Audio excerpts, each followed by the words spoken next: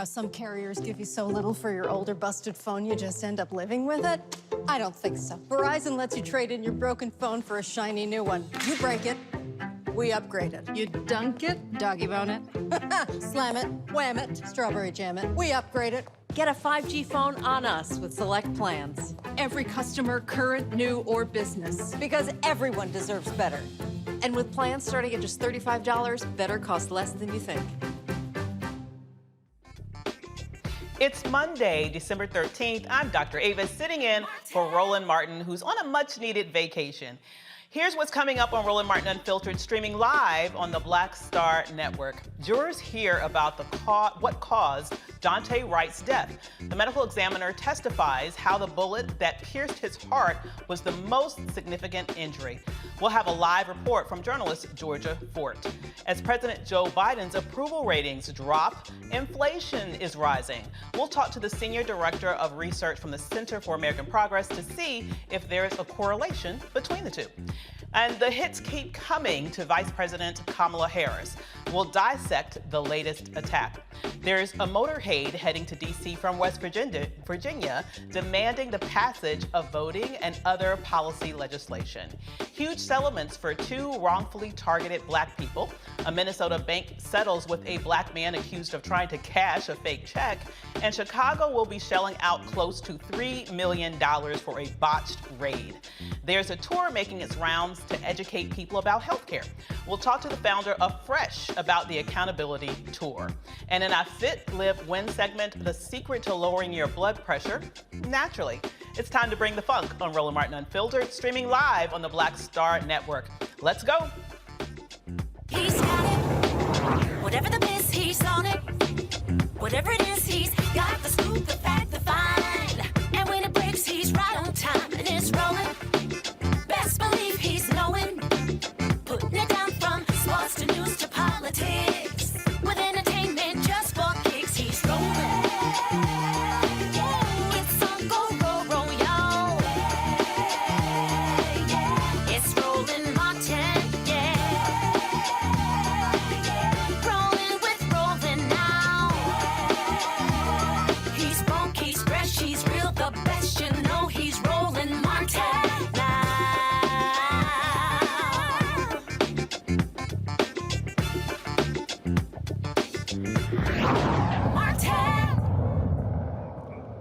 In Minnesota, a jury hearing evidence in the manslaughter trial of Kimberly Potter got details of how the bullet ripped through Daunte Wright's body. An assistant medical examiner told jurors that Daunte Wright's gunshot wound was not survivable. The lower left side of the chest, and I've peeled away the occlusive dressing that was placed in the field. And could you please, for the jury, just describe the difference between an entrance wound and an exit wound? In general? In general, and then as applied to the images that we see. Yes. In general, entrance gunshot wounds have a circular or oval appearance. There's usually some missing tissue in the center of the wound. There can be abrasions around the edge of the wound. This particular image that we're looking at here does show a wound that has those features. We will see a cleaned up version of this in subsequent images. And when you say those features, is what you observe here consistent with an entrance wound? They are, yes. Then if we could put Exhibit 119 on the screen, please. Could you describe what's shown here, please? So this is the picture of the right side of the chest, again with the occlusive dressing peeled back, showing an area of injury. It's difficult to see here due to the presence of blood, but this is the opposite injury. And when you say opposite injury, would you characterize that as, how would you characterize that? Yes, we will see that the injury on the left side of the chest is an entrance wound, and this will be shown to show features of an exit gunshot wound. It happened when we peeled back this dressing that you could actually palpate or feel the bullet directly below the skin adjacent to this wound. So that was a definite clue that this was the exit side. What, if any, compounds were found from the testing of the femoral blood? Cannabinoids were the only thing found in the decedent's system. And when you say cannabinoids, is that THC and its metabolites? Exactly that, yes. And are those related to marijuana? They are. Were those toxicology results that you received in any way significant with respect to your determination of cause and manner of death? No, they were not. And then on exam, did you find any natural disease or natural defect that would have caused Mr. Wright's death? No, the only thing we found were injury-related changes associated with the gunshot wound. And now, Dr. Jackson, based on your training and experience, did you ultimately determine a cause of death for Daunte Wright in this case? Yes. And what was the cause of death? The cause of death in this case was gunshot wound of the chest. And did you also determine a manner of death for Daunte Wright? Yes, this is certified as a homicide. Journalist Georgia Fort has been following the case from Brooklyn Center. She joins us now. Hi there, Georgia. How's it going? Thanks so much for having me. Absolutely wonderful to have you on. So today's testimony really went to the cause of death. This was a young man in the prime of his life until essentially he got shot in the heart. That's correct. We heard from the medical examiner, and I'd like to point out, if you've been following this trial, one thing you cannot see is who is in the courtroom. And so during the testimony of the medical examiner, Daunte Wright's family excused themselves. They did not want to see the photos of his autopsy or photos of him while he was deceased. Judge Chu also made an order that those photos and images would not be live streamed out of respect for the family's wishes that people remember Daunte Wright while he was full of life. Absolutely. And so what do you get is the sense of the community there? I mean, the time that this happened, we were already sort of had this open wound with regards to the George Floyd murder and the trial that was going on in relation to that murder. And then you have this happen due to the actions of what was supposedly a veteran officer, someone who supposedly was teaching others how to handle weapons safely. And the next thing you know, she shoots and kills this young man, claiming that she thought she was just reaching for a taser. Well, the community here is again outraged. And I think, you give that example of a wound. And I feel like having to go through detail by detail with the testimony and the evidence, it's reigniting some of that trauma and frustration that this community has been feeling. Brooklyn Center is a suburb of Minneapolis. So this literally happened about 15 to 20 minutes away from where George Floyd was murdered. And it's happening, the trial is happening in the same courthouse that the Derek Chauvin trial happened in. And so it is reigniting a lot of those feelings. And one thing I'd like to point out, as we've heard with some of the evidence, there's a lot of questions too, and concerns about the way that police officers conduct themselves in this situation. A lot of people in the community were unaware that one of the responding officers in this case drew his gun on Daunte Wright after he had been shot, demanded that he put his hands up after he had been shot. And, of course, now we know that at that point, Daunte Wright was likely deceased. But what we're seeing unfold on some of the body camera footage that's being used as evidence in this trial is that a responding officer, rather than rendering aid for 8.5 minutes, he had his gun drawn on Daunte Wright. And that's 8.5 minutes that could have been used to potentially save his life. And so the community is reignited with their concerns of public safety, questions about whether or not police in this community are really in position to keep everyone safe, especially when they look like you and I.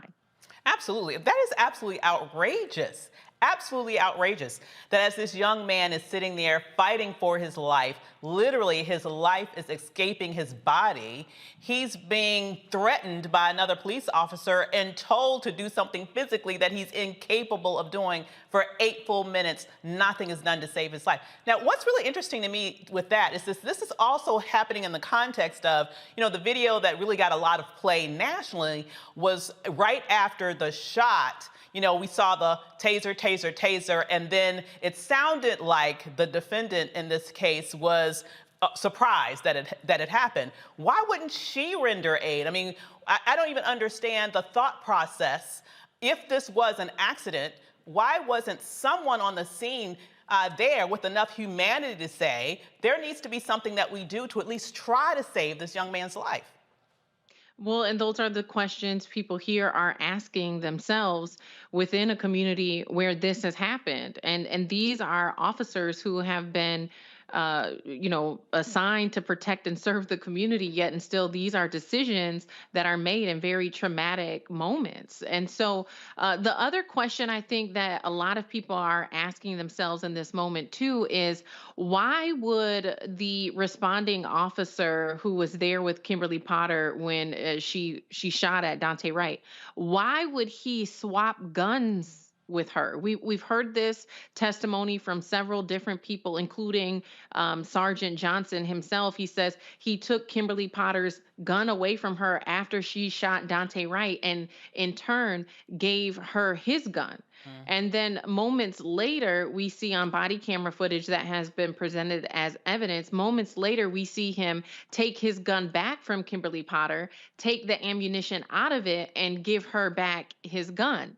And so we've seen some people from the BCA, state officers who have tried to explain protocols and processes for handling evidence. But some of these things that we've seen transpired just don't quite make sense, including your point of why didn't anyone render aid to Daunte Wright after he had been shot? And one of the biggest things I think that has come up to try to excuse that is that there was no communication that happened between those three officers who were right at Daunte's car when he was shot. There was no clear communication from them to the other responding officers who came to provide backup. And so somewhere in this case, I wonder if in the future some of the other responding officers could be held responsible for Daunte's death as well. Absolutely. And what you described to me, I mean, I'm not an attorney, but it certainly sounds like tampering with evidence, what you described to me just now.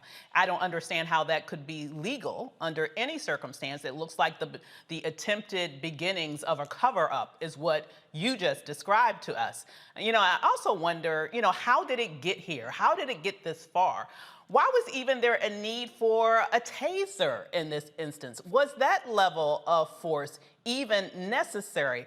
Do you get the sense that they'll even go down that lane at all in this trial? Or are we just starting from the point of, okay, he was shot supposedly accidentally?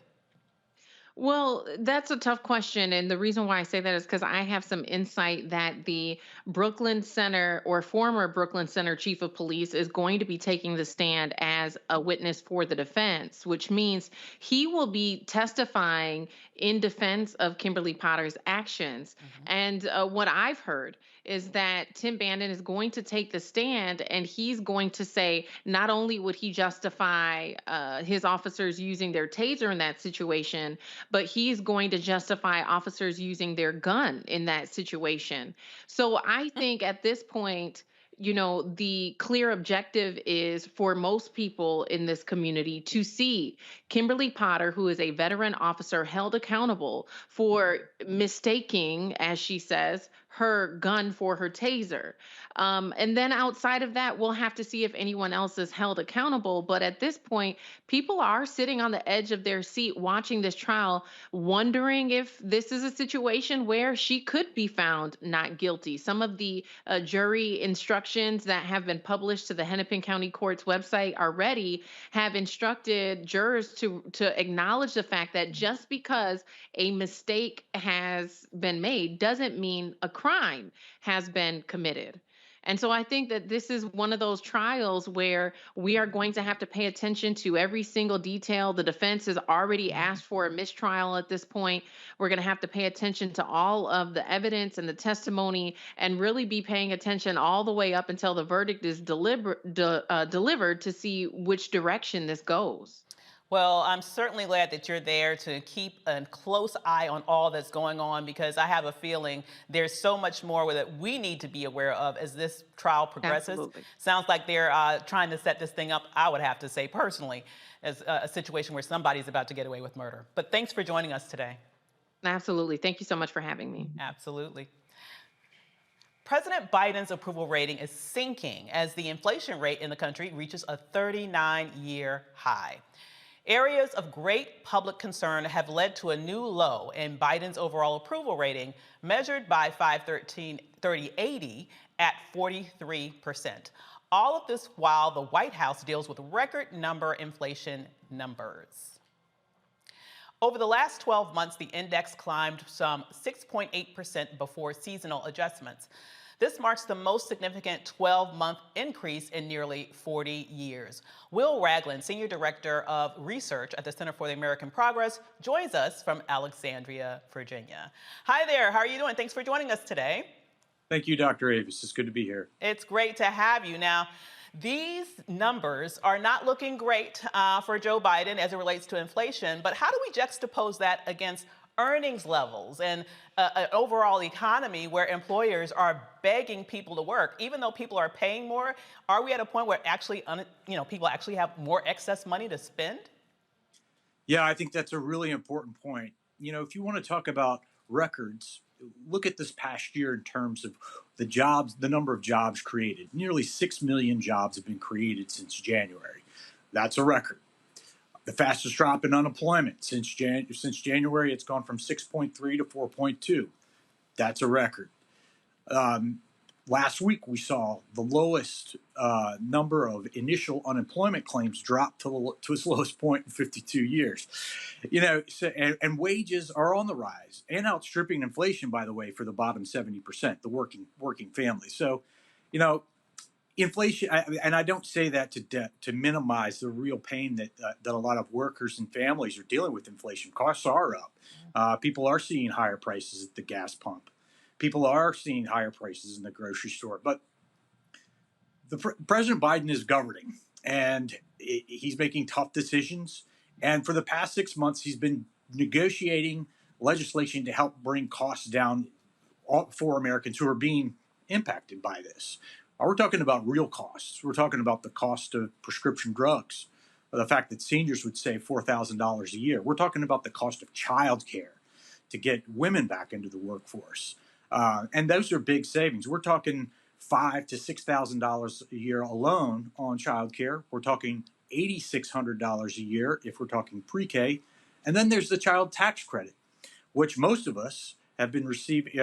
Most families who have children have been receiving monthly, which totals to up to $3,600 per kid, and is responsible for the reduction in childhood poverty by 40%. That is a big deal.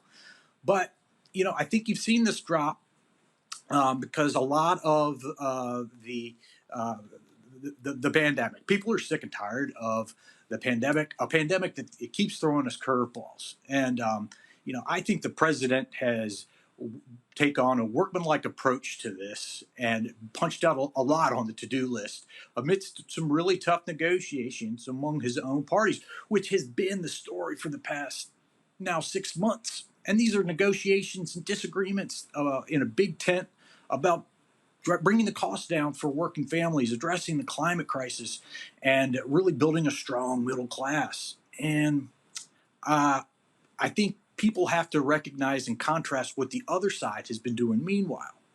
They're pushing people out of their party who voted for a bipartisan infrastructure bill.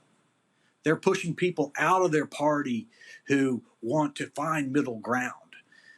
They're failing to punish their own colleagues who are threatening members of Congress across the aisle.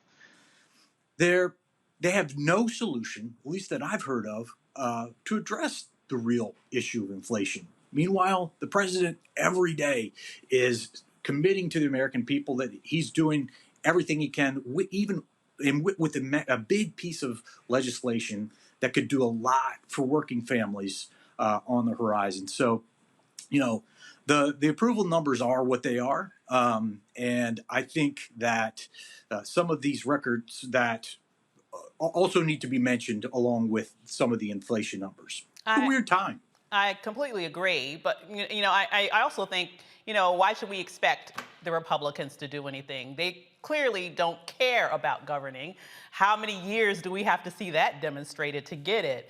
But a lot of the things that you are pointing out here, this issue of the child tax credit, bringing down child care costs, issues related to making sure that people are able to have more affordable prescription drugs, they're all sort of wrapped into the Build Back Better Act you still have some people like Manchin who are kind of clogging the system with that in the Senate. What's going to be the end goal with that? At first, we were saying that maybe they would try to get something done by Christmas. I'm not really confident that that's going to happen. In the meantime, people are paying more at the pump. They're paying more at the grocery store. How can we make sure that the Biden administration delivers for the American people on that end so that they can continue to have increased revenue to be able to manage the increased costs that they are faced with every single day? Yeah, I think the president has to walk and chew gum, and I think he has. There are things that he can do on his own. Take the Strategic Petroleum Reserve release for the gas pumps. Small savings, but he's doing a bunch of those types of things and keeping his eyes on the prize with Build Back Better. I think I read today that Joe Manchin was in the White House talking to President Biden, trying to find common ground. I think that President Biden has laid out what he stands for and put out real provisions that will save Americans money. And I just have to believe that Senator Manchin is also trying to find that middle ground and something that can pass. So we're a big tent. This is always hard, but I do think that that the president is walking and chewing gum very well, as best he can amidst extremely challenging circumstances. I hear you. I do, though, wonder, and I know this is probably a fiddle that people are tired of hearing me play, but, the issue with messaging. I completely agree with you that there's a lot of good news that this administration could tout. And it's not just an issue with Joe Biden. Honestly, I think this is an issue with Democrats writ large. It's been a horse that I've been sort of spanking for years. But, when Democrats get into power, focus quite diligently on producing policy that helps people. Don't focus at all on selling that policy to the American people, or at minimum taking credit for it.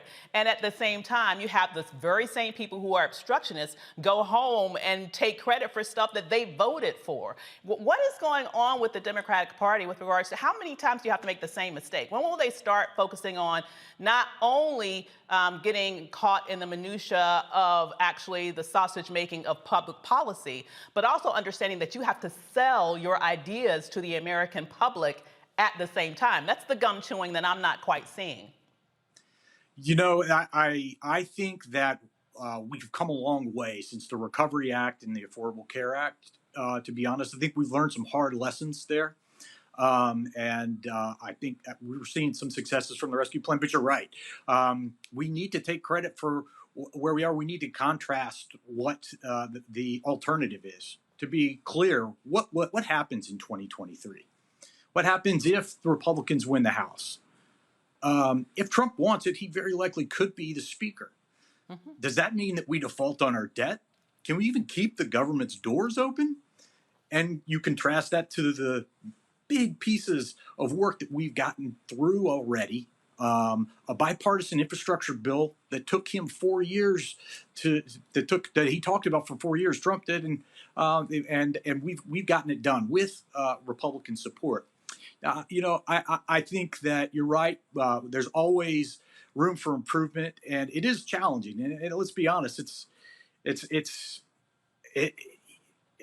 not just Fox News or OAN. After a year of trying to recover from a Trump right-wing billionaire who tried to overturn the government, Time Magazine has awarded the Person of the Year to Elon Musk, a billionaire who dodges taxes that his corporation has relied on in the past and is used to build the infrastructure that his cars run on. So, it is a different environment for progressives, media environment for progressives to play in. And I think we need to do better. We must do better. The consequences in 2023 are pretty dang scary. I agree with you. We have to continue to make it plain and simple, and we talk about how this bill is driving costs down and what it means for your pocketbook, what it means for families, what it means for seniors, what it means for a worker who's struggling to pay for college. I think that we have to make it plain and make it simple. And that's something that we are getting better at, but it's not enough quite yet. I agree with you. Yeah, got to work some more on that. One other question I need to ask you, though, about inflation, because I think oftentimes we kind of sit on this island almost as Americans, this idea of American exceptionalism. We really don't compare ourselves a great deal with a lot of the world in a realistic standpoint. But, as I think about this, we're dealing with a world economic crisis coming out of COVID. It's not just America that has had challenges. In fact, from the data that I've seen, when you compare our recovery to other nations across the world, especially other comparable industrial nations, we tend to be doing better than most other nations as it relates to our economic recovery.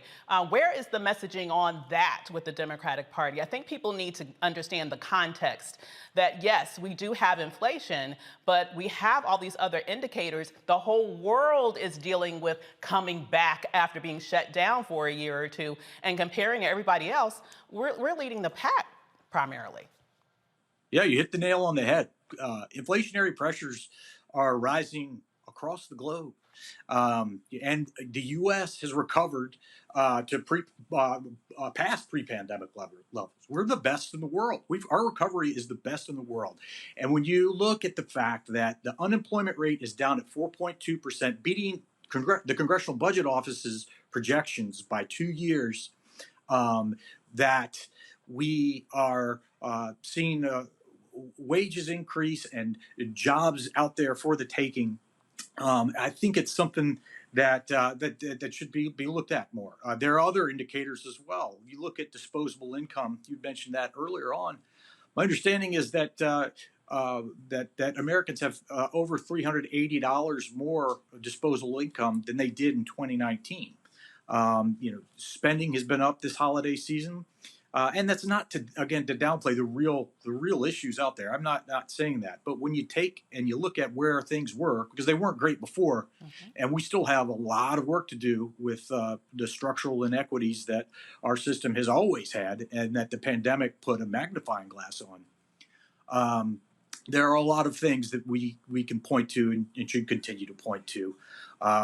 So you're right, and that is something that should be focused on in supply chains as well. That's a global issue too. That's not something that's only impacting the port of Los Angeles or Savannah or Baltimore. This is an issue that China's dealing with, and others are too.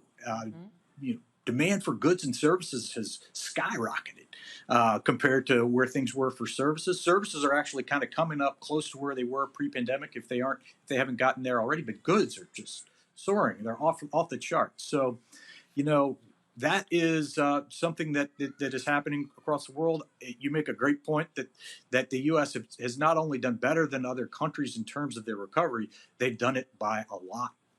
They've done a lot better. So. Absolutely. I think the Democrats need to start to sort of shout that from the rooftops. Well, thanks for joining us so much tonight, and we'd love to have you back on to talk about this continued recovery. I'm just going to claim it, okay? Absolutely, anytime, and thank you, Dr. Avis. Absolutely. So now's a great time to bring in our amazing panel. Joining us tonight is Dr. Omekongo Binga, professor and lecturer at the School of Informational Service at American University, and Reverend Jeff Carr, founder of the Infinity Fellowship. So I am going to start with you, Dr. Omekongo. What do you think about the conversation that I just had about this issue of inflation, but the fact that, I'm just going to still toot this horn. it's a real challenge, not to downplay that there are people that are struggling to make ends meet in this moment. But to me, the Democrats are still struggling with providing some context to what we're experiencing right now. And I think that has a lot to do with these abysmal approval ratings that Joe Biden is suffering at this moment. No, absolutely. I think you bring up a lot of great points. And I think one of the biggest challenges is that the Democrats are busy doing so much infighting right now that they can't be on message. You see that Republicans are in lockstep with everything, voting rights, so many other issues. But between Manchin and Sinema and some of the other Democrats in the Senate that Manchin and Sinema are covering for, who are too cowardly to come up and speak up at the same level they are, there's just too much infighting. And I think what's happening is that people are putting too much attention on Biden, where they need to be putting attention on these other members of Congress, of the House, as well as the Senate. You got a guy like Manchin, who is a multimillionaire how many times over, and comes from a state where the average income for the year is $26,000 a year. So people should be knocking down his door. And there are many other senators who represent that type of mindset. I think that Jamie Harrison needs to also be out there with better messaging as well. We don't hear as much from him as we should. And really, if the Democrats can start to do that, then they'll start to see some of these approval ratings start to change a little bit. I'm not really concerned about the Fox viewers and all of these other guys, because regardless of what the Democrats do, the people in that echo chamber are not going to hear it. But going into 2022 and 2024, there are a lot of independent-minded voters out there who are registered independent who need to actually see what the Democrats are doing, in addition to what, as you said earlier, the Republicans have not been doing and not proposing, and go, as Obama said when he was running for office back in the day, don't compare, when everyone's like, oh, he's the second coming and all of this, he was like, look, don't compare me to the almighty, compare me to the alternative. And drive home what's going to happen if these guys get back in office, because they are going to continue to tank this country just as they did before Obama got in and just as they did before Biden got in. Absolutely. And Reverend Carr, what really frustrates me, or to use my phrase from, another show that I used to watch, what really grinds my gears is the issue of, Democrats acting like, well, we got to get this law through first, and then we'll focus on messaging, as if they can't. I'm still waiting for the evidence that they can walk and chew gum at the same time. I've yet to see it. How about you? Hey, it's a good thing that you point out, Dr. Davis, and as Brother Dr. Omikongo said, it's all about messaging. Yeah, there's this old saying that if a tree falls in a forest and no one is there to hear it, does it actually make a sound? You never really know. President Obama was excellent at messaging, almost to a fault. President Obama was so good at messaging. His team was so good at messaging. The party was so aligned with messaging that you would have believed he could have walked on water. He had to tell you, as it was pointed out, no, I'm not the Almighty. Why did he have to tell you that he's not the Almighty? Because his messaging convinced you that maybe he might possibly be the one. So we should not have to look for another. When I was a little kid, I was in 6th grade. There was this kid who was 1.5 feet taller than everybody else in the school. And as a result, he was a bully. He knew he was a bully. He walked with a bully stature. Everybody treated him like he was the bully, and everybody was fearful. I'll never forget, we were riding home on the bus one day, and this big bully started messing with my little sister. And I turned around and said, hey, man, stop. And I'm going to tell you right now, I was probably terrified, but it's my little sister. That's right. And I said, hey, man, look, don't touch my little sister again. He touched my little sister again. I don't remember what happened next. All I know is when my memory came to it, I was standing on top of him, straddling him, and it took 4 or 5 people to pull me off. From the time that happened to when I was a grown man, anytime that kid saw me ever again, he crossed the street and walked on the other side. Why do I tell this story? Not to brag about some way that I stood up to a bully. It's to illustrate that the Republican Party has become exceptional at being bullies. Mm-hmm. They act like bullies, they talk like bullies, they stand strong, and the Democrat Party is that little kid on the bus who can't figure out what button it will take for you to grow some and stand up to these people. Lord, your messaging is not in alignment with the progressive elements of your party. You don't listen to advice when people give it to them. I have a background as a senior advisor and political consultant, even in the state of Tennessee, when we talk about the importance of gaining control of municipalities and local elections on a Democratic ticket. You give advice to people who are often liberal, white progressives who have come into a neighborhood and taken over that old house that they bought for $1,200 on taxes. It restored it, sold it for $750,000, and then immediately put a Black Lives Matter sign in their front yard. You try to tell them this messaging is not working, and they give you the most arrogant, racist response, and that is, oh, I know better than you how to do this. And that's why we're continuing to get hit in the mouth. Something has to change, and it has to change soon, and it does start with the messaging. A lot is going on, but if people don't hear about it, and they don't hear about it with a full-throated response, it's going to get lost in the wind. Somebody passed the collection plate because Reverend Carr just broke it all the way down. Hey, Dr. Avis, I'm going to add this. And I got this, Brother Omekongo. When I will raise a collection, but if we raise a collection tonight, let's do it differently. Let's raise a massive collection and then not just give it to the Democrats without saying, you're going to listen to us this time. Because we keep this in. As Dr. Maya Angelou reminded us, when people show you who they are, do yourself a favor and believe them. Absolutely. Believe them, and believe them the first time. The first time. Now, when I think so much that you said was so rich and so true.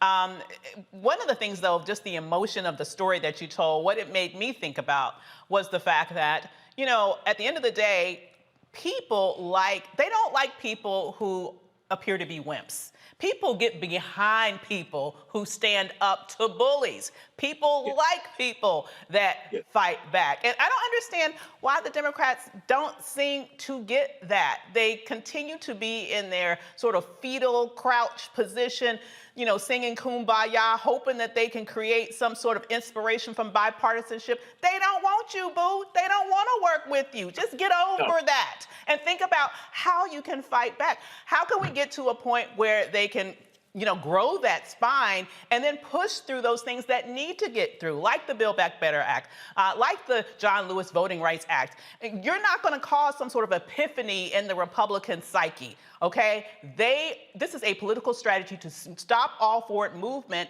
in an attempt to be able to, they believe, take back power. And unless the Democrats sort of wake up, that's exactly what's going to happen come 2022.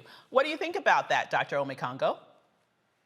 Well, I think you're absolutely right. And one of the ways that we do it is we look at the example of what the NAACP did last week or in the last 2 weeks. When they put out their civil rights report card, and that's when people started to realize that it wasn't just Manchin and Sinema that were blocking voting rights, and some people got Fs, some got As, some got incompletes. Some of these senators were on the phone. The senator from Michigan and other places were like, wait a minute, I've been in favor of voting rights, and some of them started to change their opinions on the filibuster because they were put on blast by name and on notice. And that is what we have to continue doing, because unlike the House, where you can get a lot of fresh, you know, young people with energy of all parts of the political spectrum, you know, the Senate tends to be a lot older. And these guys are very, very comfortable. Most of them are wealthy, and they are detached from the average American, the average person just working hard, as opposed to many members of the House. And so I think we need to do what the NAACP has been doing, continually put these guys on blast, continually draw attention to people like the students from Arizona who are down at the White House protesting every single day now and on a hunger strike until they get this voting rights bill passed. And once we start to do that, and people see that it's not just about Manchin and Sinema, and we call these guys out, they are going to respond, because we also didn't mention that we didn't get the George Floyd Police Reform Act as well, which goes to the first story that you led with tonight.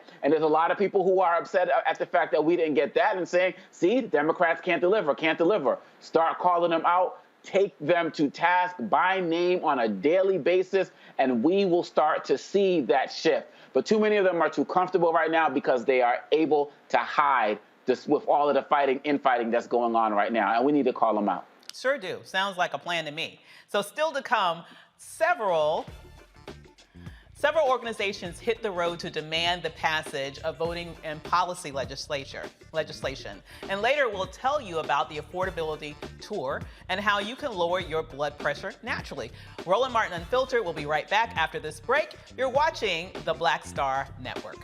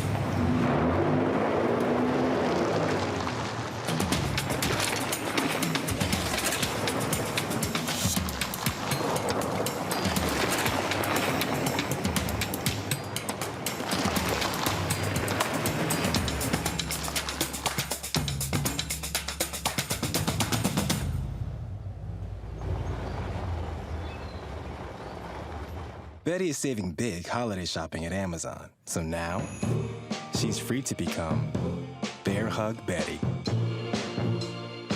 Settle in, kids. You'll be there a while. Ooh, where you going?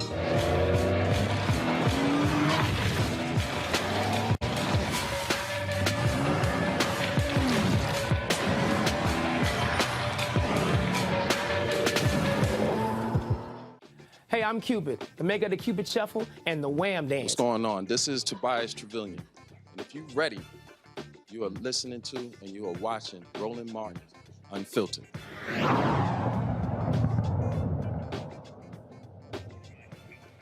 Today, several organizers with the Poor People's Campaign stopped to hold a rally in West Virginia before taking a motorcade to Washington, D.C. to protest for human rights. During the rally, demonstrators called out Senator Joe Manchin and urged him to do what's needed to be done in order for President Joe Biden's spending bill to be passed. We are here because we have been here and there and in D.C. since the winter, when we started working on this Manchin problem. Joe Manchin is doing something that is totally unacceptable to people in the United States. This is bigger than West Virginia, folks, you know. Yes, it is all of the United States. Yes. Joe Manchin, as you know, inherited this position from Robert Byrd. Right. Joe Manchin claims to like Robert Byrd. Joe Manchin, as you know, is not like Robert C. Byrd, who you will see all over West Virginia, the names all over the place. So, what do I have to say to Joe Manchin? First of all, you're a big liar. Yeah. And you lie, and you lie, and you lie, and you lie. So just stop it. Stop it. Joe Manchin, how about this? Be like Byrd. We are here with with justice, with moral justice. We are taking to D.C. and we're taking our people with us. And we are standing as one.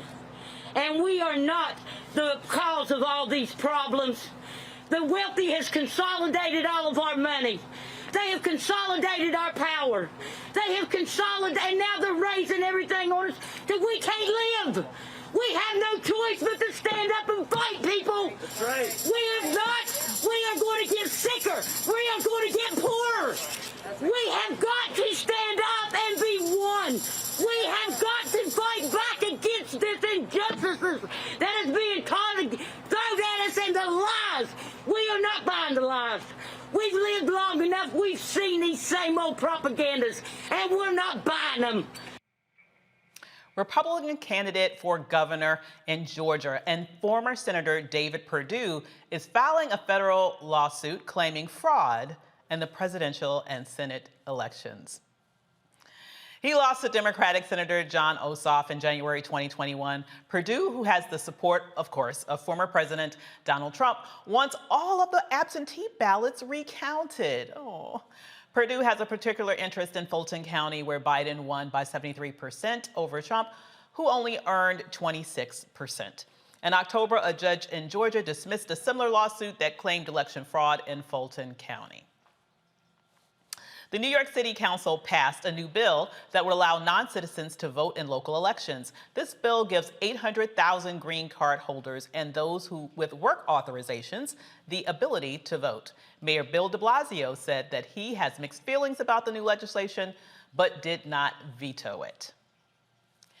Republican Senator Mark Rubio of Florida tweeted on Friday in response to the new bill, "No city which allows non-U.S. citizens to vote should receive U.S. government funds. Next week, I'm going to file a bill to make that the law." Over a dozen other communities nationwide that allow non-citizens to vote, New York City is the largest city to pass such a bill.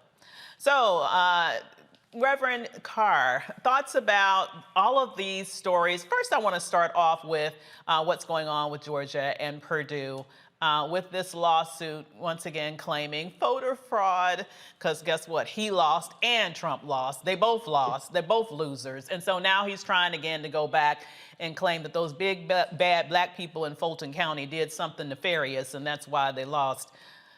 You know, what's dangerous about this continuing to blow this horn is that this is the lie that is leading to attacks against our voting rights, not only in Georgia, but all across the country. You know, Dr. Avis, I've said this on the show before, and I talk about the power of belief. And it's a very dangerous power because people are convinced to believe in something that may not absolutely be true.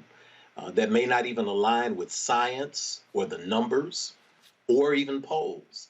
But just like with spirituality, it's the same with politics. It's the same with the current state of the culture wars that are happening in the world and especially in America. Belief is what exists in the absence of provable fact. So when you're at a point where you absolutely believe in something or somebody, especially a mentality that tells you that fraud occurred, you can show people the ballots. You can show people the computers. You can take them and show them the lines of the people standing there, and they will use those three words that are the most dangerous words in America right now. I don't care. When a person reaches a point where they say, I don't care what you say, there was fraud. I don't care what you say, Fulton County is cheating. I don't care what you say, black people are going to destroy us and burn down our homes and rape our women and take our children out. When you can convince a large number of people of a belief like that, then you're going to cause a lot of problems. What's happening in Georgia, what we're seeing there, is not just happening in Georgia, it's happening all across the South. And it's a dangerous trend that's happening because the hoods are coming off, the masks are coming off. And people are beginning to use all of the old coded language, including election integrity. When you hear election integrity, it is code language for voter disenfranchisement.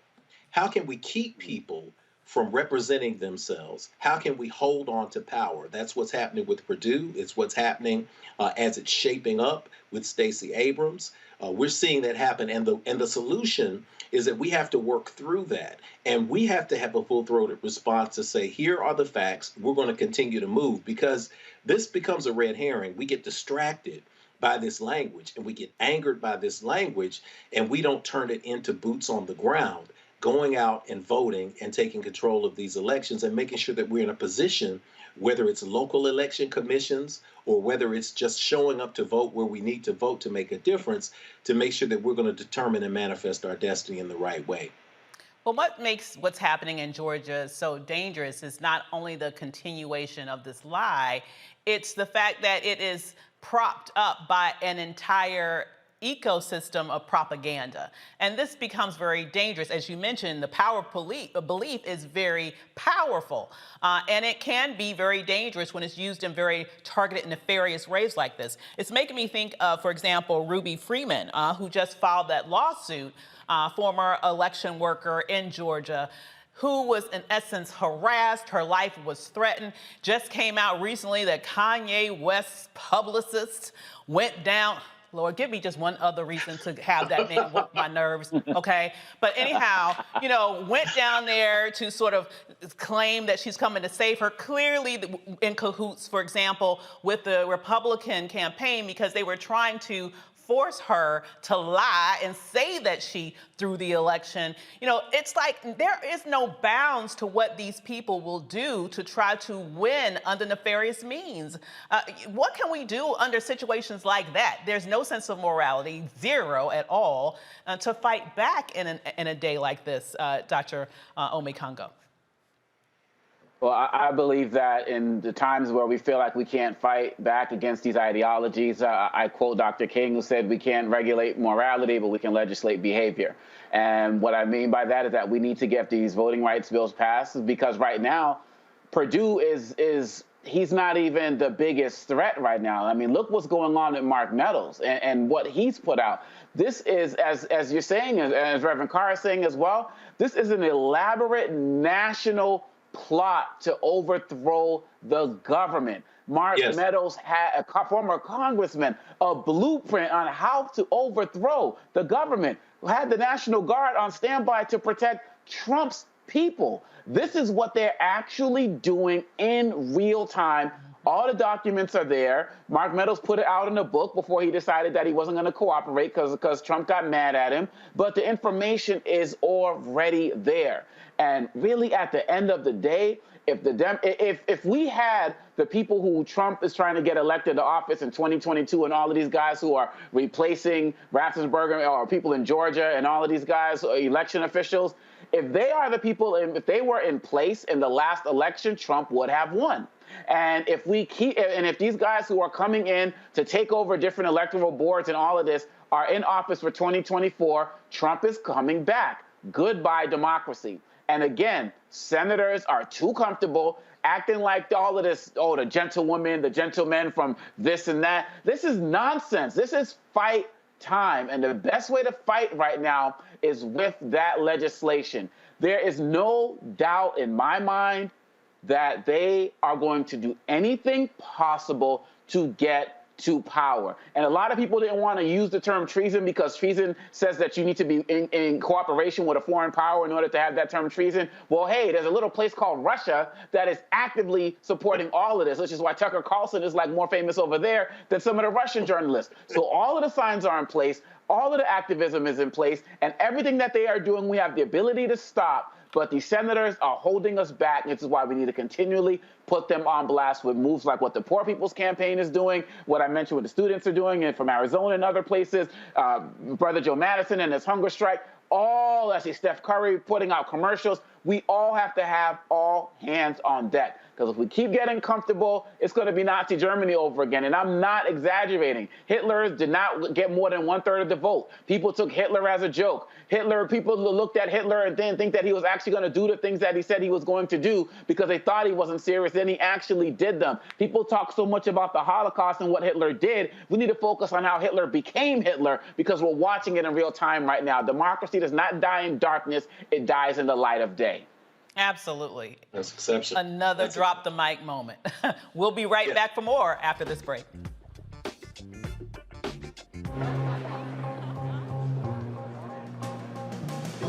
Are the stars out tonight?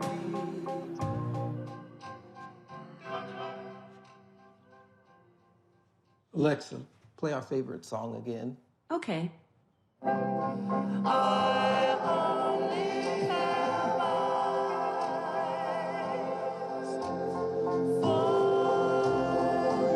Y'all know who Roland Martin is. He got the ascot on, he do the news. It's fancy news. Keep it rolling. Right here. Rolling. Roland Martin. Right now. You are watching Roland Martin, unfiltered.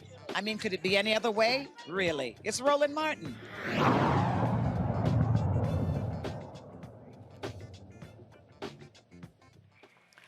there's a tour that could be heading your way. Sorry, it's not headlined by your favorite artist. It's a tour filled with information about the benefits of the American Rescue Plan Act. It's called the Affordability Tour. And to share more about this important event is Reverend Pharrell Malone, founder Fresh, who is on the road right now. Hi there, Reverend. Good morning. How are you doing? I am doing great. So tell us all about this tour. It sounds so needed and so wonderful. What a great idea. Well, we did a tour earlier in the year during the summer months called the 3V Tour, Voters, Vaccine, and Vision. And we talked about the American Rescue Plan. We talked about how communities can actually access the funding of the American Rescue Plan. This particular Fresh Affordability Tour, we're particularly concentrating on the Affordable Care Act, what we know as Obamacare. I am the regional health consultant for 8 southern states: Louisiana, Mississippi, Alabama, Northern Florida, Georgia, South Carolina, North Carolina, and Virginia. And we're with Fresh Communities. Fresh is the facilitating restoration for equitable and sustainable healthy communities. And we are working with IMS, and which is Integrated Management Strategies, and CMS, Center for Medicare and Medicaid Services, to put boots on the ground so that we can go into each community and let people know the awesome benefits that are available through the Affordable Care Act. Because of the American Rescue Plan, the Affordable Care Act has been shored up. And so actually, because of that new law, 4 out of 5 customers will be able to get coverage for $10 or less per month. That is phenomenal. People also who went and tried years earlier can go back now because of the shoring up of the Affordable Care Act. Subsidies are higher, premiums are lower, some are zero. I often tell folk, my son, who is married and has 2 children, we wrote him up last June. His premium for major medical and hearing and dental was $35.98. When we certified him for January 1, his premium is 0. What we need to do is get it into the hearts and to the lives of our people that they can afford this insurance, because they need to go and make sure it happens. Oh my goodness, that sounds good to me. I mean, that's incredible. We've come a long way since people going into the plan and saying, oh my God, everything is so expensive, I can't afford anything. They need to know. No, maybe look again, because it looks like we have additional funding and you'll be able to have a pleasant surprise, it looks like. Yes. What we're doing now is we started here in Waycross yesterday. We were in Brunswick, Georgia, and Savannah, Georgia today. We'll be in Charleston, South Carolina, Columbia, South Carolina on tomorrow. Then we will be in Macon, Georgia, and Atlanta, Georgia on Wednesday, Birmingham, Alabama, and Montgomery, Alabama on Thursday, Mobile, Alabama, and Pensacola, Florida on Friday, and on Saturday, Tallahassee, Florida, Tifton, Georgia, and Albany, Georgia. We are ultimately excited about boots on the ground, getting the word out to the people in our community to let them know that they need to apply. Open enrollment is November 1st, generally to December 15th. It has been extended to January 15th. So anybody who gets enrolled by December 15th, they will be able to have their coverage start on January 1st. People who are in by January 15th, their coverage starts on February 1st. But we want to make sure they go in and get it in. While we're on our tour, not only are we sharing information, but we have federal navigators and assisters who are assisting and helping to get people enrolled. If they can't get enrolled on site, they're going to follow up with them to make sure they get enrolled. The numbers are up because we need people to get this insurance to help cut down the health disparity, make sure you can do preventive care and not have to go to the hospital, to the emergency room, and into ICU because we waited too long because we didn't have the coverage. You know, I'm so glad that you reiterated when the enrollment deadlines were, because I had heard a lot of messaging around December 15th, but I haven't heard a lot of messaging around the fact that it's actually been extended to January 15th. So if you've already gotten it, wonderful, you're good to go come January 1, but you still have time to go in there, do your research, make a good plan for you, because if you need a little bit beyond Wednesday or so of this week, you have that extra time now.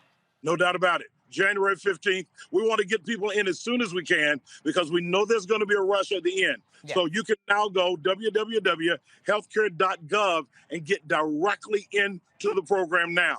Or you can use the opportunity to bless and have your church involved in it. They can go to cms.gov and become a champion for coverage so that they can get the information by which they can do it at their church, at their community club. Whatever we need to do in the community to get it to our people, we need to do it. I love it. And I love so much what you are doing specifically, because there are people that maybe feel a little intimidated about going online. Maybe they're not used to doing that. Maybe they don't know where to go. Maybe they don't have broadband. You know, people have different, especially in the South. I know I'm from a very rural area. You cannot buy good internet access where I'm from. So the fact that you are actually going to where the people need to hear from people like you directly, I think is amazing.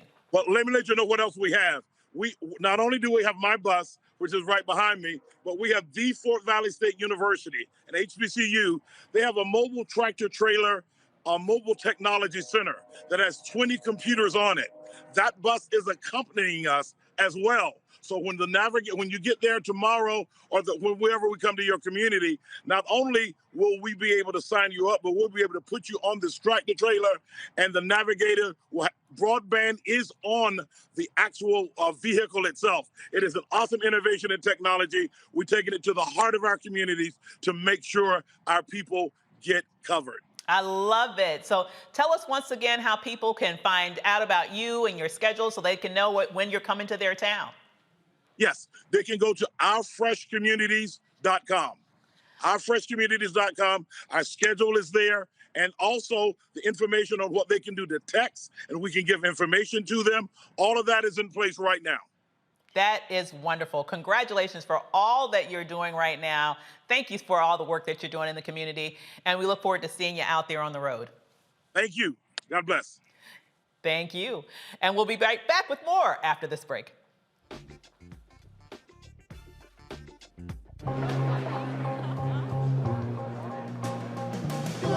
Are the stars out tonight?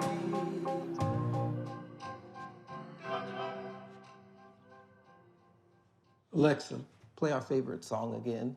Okay. I only have eyes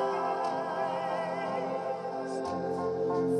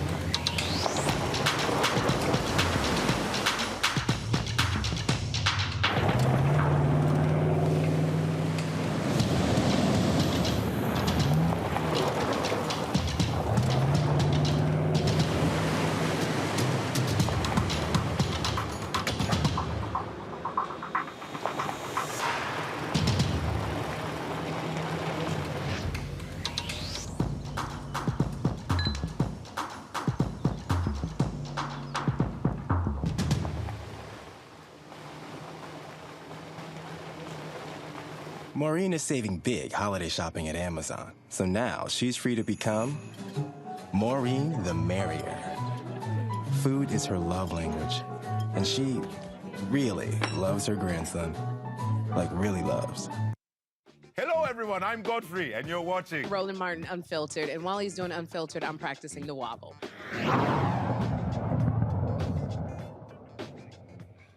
President Joe Biden is nominating Ventress C. Gibson to be the next director of the Mint, Department of the Treasury. Gibson is currently the Deputy Director of the United States Mint and serves as the acting director. If confirmed, she will be the first African-American to lead the U.S. Mint. She's a U.S. Navy veteran with decades of senior leadership experience in the federal government. I like that. Black woman over the money, okay? Next. The attacks against Vice President Kamala Harris continue, this time from former right-wing speechwriter and Wall Street Journal columnist Peggy Noonan. In an excerpt of to the Journal, Noonan explains why she believed the vice president was struggling to connect with both the public and the power that be. The column reads in part, "She loves the politics of politics too much and not the meaning. When people meet with her, they come away saying that what she cares about is the politics of the issue, not the issue itself, but even as she's obsessed with the game of national politics, she's not so far particularly good at it." Oh, really? Wow, how did she get to be vice president? But anyhow, when she sought the Democratic presidential nomination in 2020, she spectacularly flamed out. Noonan continues by giving VP Harris advice on moving for the rest of the term. Now, let me just say before we sort of go in on that, I do want to mention that this isn't the first time that Peggy Noonan has gone out on a limb to criticize Kamala Harris. When she first did it, she was running actually in the presidential race. And what I find very interesting here is that at that time that it happened, she got called out on it. And she got called out on it pretty heavily. This is the first time she sort of peeked her head out to say something else. But before we talk about that, let's remember what happened the last time she wrote a hit piece against Kamala Harris. Let's take a look at this white-on-white crime that's about to happen right now. Right-wing Twitter can handle this. I'll give them a second to get their tweeting fingers ready. Okay, here it goes. When you're a white woman and you're a Republican, there's just certain stuff culturally that you don't know jack bleep about. And you should keep your mouth shut when other people dance. I mean, what is that line in there about dancing to a drum beat? This to me felt tone deaf. It felt nasty. It felt personal. And it felt bitchy. Okay, so I'm going to take a deep breath. And I'm going to try to stay calm here. Please. About Peggy Noonan. I have never been more disappointed in a woman that I thought I admired in my life. She said at the end of that, you didn't read the very last part of that paragraph, Nicole, because she said it's embarrassing. No, Peggy, I'll tell you what's embarrassing. Yeah, I didn't read it on purpose. Yeah, well, I'll tell her what's embarrassing right now. Listen up, Peggy. Here's what's embarrassing. A president that pays off porn stars. A president that pulls babies out of the arms of their mothers. A president who says he likes to grab women by the you-know-what. A president who uses the White House for campaign events. A president who praises white supremacists. And yes, even a president who can't dance, doesn't know how to show joy or empathy, and tries to do some kind of ridiculous arm thrust to YMCA. That is what is embarrassing. Kamala Harris is anything but embarrassing. She is uplifting. She is inspirational. She is strong and substantial, and she's going to be one hell of a vice president. White-on-white violence. Wait a minute. But there's one more thing. I should have read this last paragraph. We could put that last graphic up, because I think this is important to get this also in this context. This is the last thing that we want to point out from Noonan's most recent piece. She says, "Let them say you look chastened. People would be relieved to see you look chastened. Let them snidely suggest you had previously hidden your serious side. You did. Let them say," get this, y'all, "you've been humbled." Lord have mercy, don't get me started. You should be. So far, you've got a lot to be humble about. You know, it sounds like to me she's trying to say, you trying to be uppity. Know your place, black woman. You're not supposed to be vice president. You're not supposed to know what you're talking about. You need to be humbled. That's why I wanted that white-on-white violence, clip to play, because I want people to see that this is clear, not just to me as a black woman.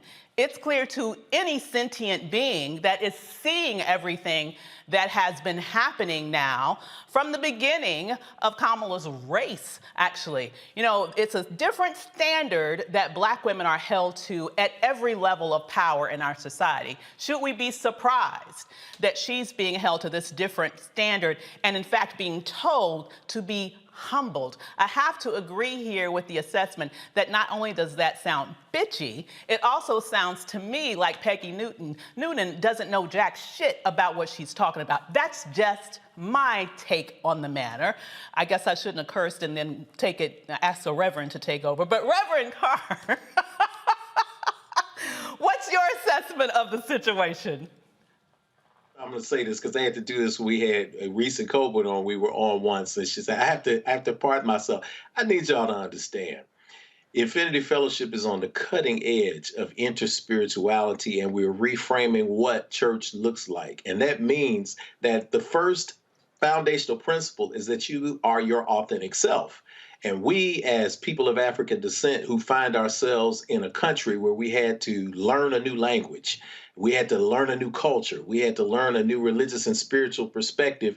When you travel around the world, many languages have so many words for just one concept. We're extremely limited here. So every now and then, you got to drop something into the language to help accentuate what you normally would have had you had access to your original language. So there's no judgment in this space. I'd rather somebody be honest and tell me whatever they're telling me, and for somebody to put on and be inauthentic. So absolutely, I love it. I'm with it 100%. We're talking about the messages that we receive. I'm giving a Wakanda toast. I'm gonna give it a Wakanda toast to that white on white crime we just witnessed. And I'm gonna give a Wakanda toast to Peggy Noonan. I'm gonna give it to you because at least at one point she mastered what we have been talking about, a common theme that has been here this entire show, and that is messaging. A kinder, gentler nation. Absolute, complete bullshit. Peggy Noonan came up with that, though, for Bush the First. 1,000 points of light, Bush the First. Wow, everybody got around that. Absolutely meant nothing in terms of action and proof for what happened in terms of people moving forward in our society at the time. If anything, we were set back, but she came up with that. However, we got to put it in context now. She's also involved in messaging now for the future because Kamala Harris is a threat. So by using language like she's dead, by using language like she's inadequate, by using language like she needs to be humbled. How many of us have heard that? When we were standing next to a white colleague and they say something really, really strong and really something that's full of content, and people say, oh, my God, I just love his bravado. Oh, I love his confidence. Don't you love him? When he's on an athletic court and he takes over the game and he bucks his chest and he throws the ball down. White guys say, God, I love it. The minute we do it, oh, they're so arrogant. They're so cocky. They need to be humbled. As my mom said, and my dad said, we've used it a lot on the show. Son, when you open up your mouth, you put your brains on display. Peggy Noonan is demonstrating how she thinks and what she believes, and she's speaking to a population of people. We filter old Peggy Noonan into new old Peggy Noonan, and we see that this is also the same woman who predicted with absolute confidence that Mitt Romney was going to win the presidency of the United States based solely on her personal observation of a number of yard signs in the state of Florida when she was driving through. So always consider the source. When we're talking about someone like Peggy Noonan, who at one point was an excellent messenger, we also have to make sure that when we're talking about messaging, this is a powerful thread because she's not necessarily talking to us. She's talking to the base right now. And when she's talking to the base, she fires them up. So whether we're talking about Kamala Harris or we're talking about Joe Manchin, we've got to find some rallying cry here. Consider this, and then I'll turn it over to you because I know y'all have some great, I got to hear what y'all have to think is great. We think about something we mentioned here a minute ago about Joe Manchin holding everybody hostage with this $2 trillion Build Back Better Act. I ask a question that, of course, we can think about later on in the conversation, but what would happen if Chuck Schumer or Nancy Pelosi, they were holding up some Republican legislation? What would the MAGA crowd do? I think about Joe Manchin getting off that yacht and seeing those people in his personal yacht, and you could see he was visibly shook.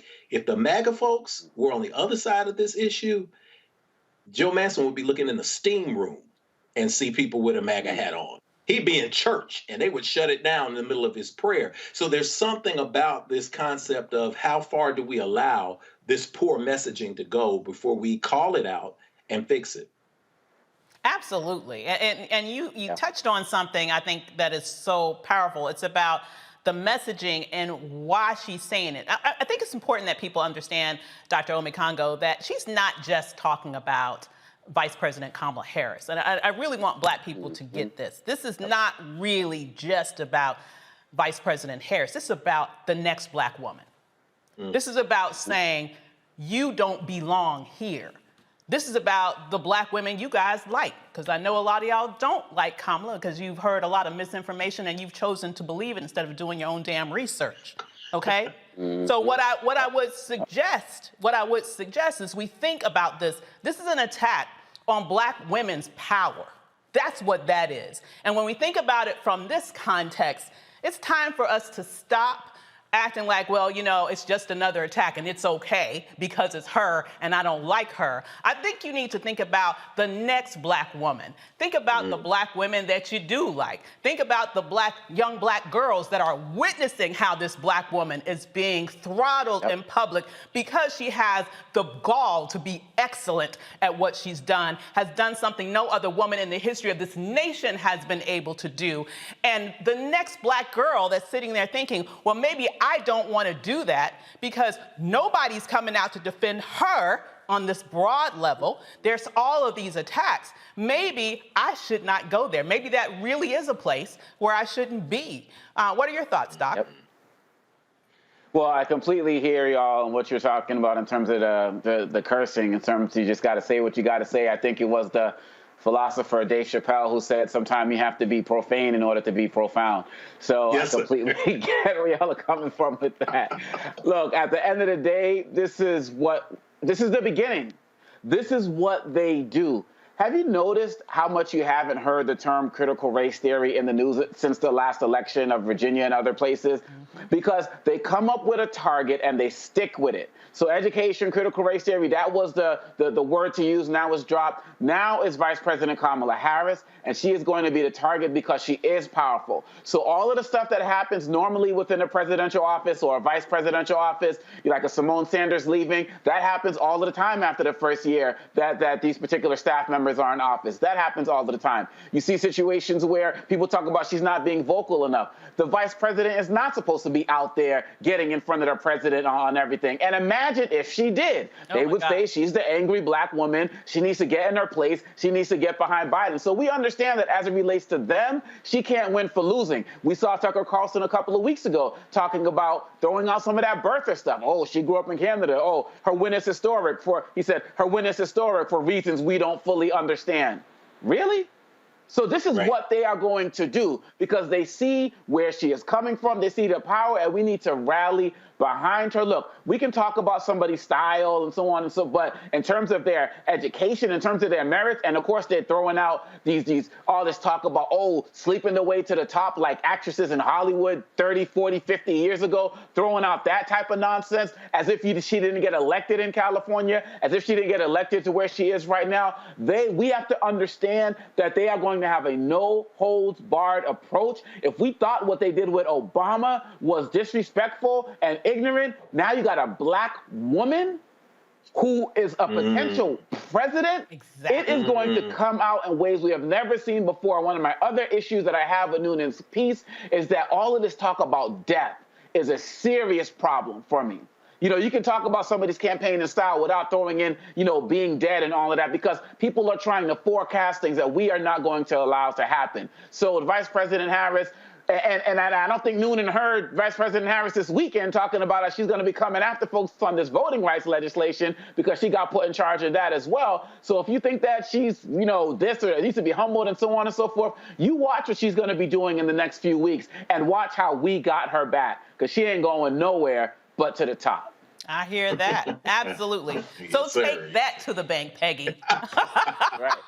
And we have more coming to you live with Roland Martin Unfiltered right back here on the Black Star Network. See you in a sec.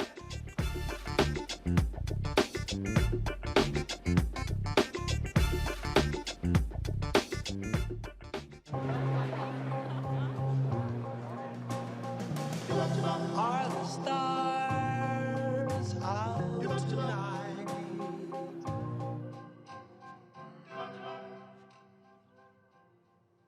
Alexa, play our favorite song again. Okay. I only have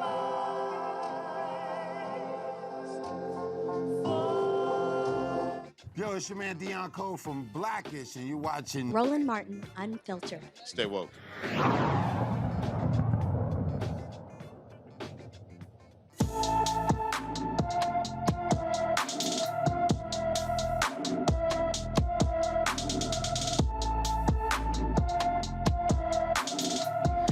20-year-old Kanasia Exil was reported missing last week. She was last seen on December 9th at around 8 a.m. after experiencing a mental health crisis wearing a black and white jacket, burgundy bonnet, black shirt, and black sweatpants, and purple flip-flops with rhinestones.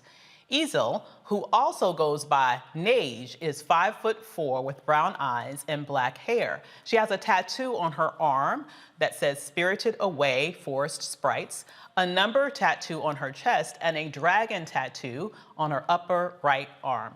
Anyone who sees Ezel should call the Philadelphia Police Department at 215-686-3280. The Chicago City Council is expected to approve a $2.9 million settlement to a woman handcuffed while naked by police officers during a botched 2019 raid of her home. Ann Jeanette Young was getting ready for bed when police stormed into her home to serve a search warrant, but it was the wrong address. The council's finance committee unanimously recommended the settlement, but final approval on the settlement is set for Wednesday. A Minnesota bank settles with a black man accused of trying to cash a fake paycheck. Joe Morrow, a black grocery store worker, was arrested and handcuffed after attempting to cash his paycheck at a U.S. bank in Minnesota last year. Morrow was pulled into the bank manager's office where the manager said, "Joe Morrow, your check is fake. You people always coming in here with fake checks." Police were called. Morrow was handcuffed and escorted out in front of other customers. Get this, Morrow had identification, pay stubs, and an account with the bank. The bank CEO has apologized and says the company is adjusting its training programs so an incident like this never happens again. Training programs? How about firing program? I mean, somebody should have gotten a trip right to the unemployment line for that one, but anyway, I digress. Convicted murderer, former Minneapolis police officer Derek Chauvin could be changing his plea this week to charges that deprived George Floyd of his civil rights. Chauvin will have a change of plea hearing Wednesday morning in a federal courthouse in St. Paul's, Minnesota. Chauvin, along with 3 other police officers, pleaded not guilty. Chauvin is currently serving more than 22 years in prison for the May 2020 death of Floyd. Attorneys of the white men who chased and killed Ahmaud Arbery are asking for an expanded jury pool for their upcoming federal hate crime trial. A joint legal filing by prosecutors and defense attorneys asks the federal judge to seek the jury from the 43 counties that make up the federal court system's Southern District of Georgia. Jury selection is scheduled to begin on February 7th, 2022 in U.S. District Court. Greg and Travis McMichael and their neighbor William Rhodey Bryan were convicted of murder in a state court last month. The 3 white men have pleaded not guilty in the federal case. They're accused of targeting Arbery because he was black. So, Dr. Omekongo, this issue with these 2 murderers continue. Now they're asking for an expanded jury pool. Do they actually think they're going to find people in America who haven't heard about this case? Or is the goal just to find enough Southern good old boys that they'll get off anyway? Oh, absolutely. I mean, when you look at this trial from the very beginning, you had the defense attorney who said, we know we need more Bubbas on the jury. And so that is exactly what they're going to try to do. I think it's a great reminder to let people know that we still don't have a federal anti-lynching law. And this could have been a great case study for it right now, which is something we also have to make sure that we're getting past. But this is what they're going to do because they believe that and look, the fact of the matter is, there are people out there. I mean, when Walter Scott got killed and he was on the trial, I believe that there was a jury member who said, I just can't convict an officer. And of course, these guys are not officers or anything, but there are going to be people who just believe that these guys made mistakes or Ahmaud Arbery was the one who was in the wrong. And so they are reaching at anything possible. And I just hope that just as we saw demonstrated with this verdict, that there are people out there from all walks of life, from the entire spectrum, who are going to see that they just slaughtered this man, no matter how much the defense tried to paint Ahmaud Arbery as some type of runaway slave who left the plantation, or try to paint him as somebody who was aggressive as it relates to them, or somebody who actually was wrong to stand his ground when a gun was shoved in his face and that he was the problem. They were still convicted. And I believe at the end of the day, this is going to hopefully be an open and shut case, no matter how big the jury is. I believe so. I mean, Reverend, how do you see this? Do you see this as an issue of no matter how they try to wiggle their way out of this, justice will continue to prevail in this case? Yeah, sure. I think justice is a concept that first and foremost, we ought to make sure that we keep faith and we understand that true justice is going to be a long arc and we're eventually going to win. We always win. The universe always corrects itself. It's always working for the good. So we can't lose hope in this situation. But just like we can't lose hope, we also can't leave it to chance that it's going to work out well. That's why we're here. Each and every one of us is here in the capacity that we're here, whether we're an upstander, whether we're in the world manifesting what we're manifesting. We're here to make a difference, to be the difference. So even this show gives us an opportunity to give information to people that they would not get anywhere else. When you're widening the jury pool, you're very much looking for people who will be sympathetic. You're not only seeing that happen in the case of Chauvin, who had to take a guilty plea ahead of time, throw himself on the altar of justice. He's throwing himself on the altar of justice because he's hoping that the judicial system will favor him and not go as hard on him. He doesn't want to take a chance with the jury and see the same outcome. But we're also seeing this in the Minneapolis case, in the case with Daunte Wright, the shooting of Daunte Wright. It's about jury selection, but it's also about painting the narrative and what it is. What you're going to hear in that case is you're going to hear something that is created to help manipulate the humanity of a jury. It's a concept called slip and capture. You're going to hear that come up. That concept says that the police officer, when under stress, it's a theory, never been proven, but experts are going to be testifying that when an officer is under stress, they actually can slip and revert to their habits, and their habits include pulling a gun. Never mind that in the case of that officer, the taser is on the non-dominant side, the left side. The gun, the Glock, was on the right side. The taser is half the size of the Glock. Never mind, you slip and capture. This is the narrative that goes to a jury. And if you can find people on that jury casting a wide net who will sympathize with the police officer, and you reinforce that with the true slip and capture, and that is, I slipped up, I killed a black man, so what I'm going to do is slip it, capture, weaponize, using my habits, what I know to weaponize, and that's my tears, and that's my emotion, and that's my sympathy for my fellow officers who will switch out guns with me. So the real slip and capture is, how do I capture the hearts and the sympathy of people who are going to let me get off with flat out murder? So these are the issues that are coming up in all of these trials as a continuous theme. Absolutely, and no lives were on the line here, but I just have a question. What the hell is going on in Minnesota? Now, this story here about Joe Morrow, a grocery store worker, going in to cash a check at a bank that he has an account in. He has his payroll sort of stub. He has his ID. He works, let's just be honest, he works at a grocery store that was not $1 million check, y'all. Okay, I think it's safe to say that. Okay, $900. Thank you. I mean, it's not like he was asking for all the money they had in the damn bank, you know. And what the heck is going on? That the minute he just goes about his normal business, just trying to cash his paycheck that he invested hours into earning, all of a sudden he's pulled in the back with this manager, accused of, in essence, being a thief, handcuffed, hauled out there to great embarrassment in front of everybody else that's there. And the only thing that the bank CEO can say that they need to adjust their training programs, what the hell is going on in Minnesota? I don't know whether this is Minnesota or Alabama. Is it one and the same? What do you think, Doc? It's scary. And as somebody who does diversity, equity, and inclusion trainings across the country, this is not the type of stuff that you're just going to teach and it's just going to change. As was said in the comments when he was in the bank and one of the audios or something to the effect of, you all do this all of the time.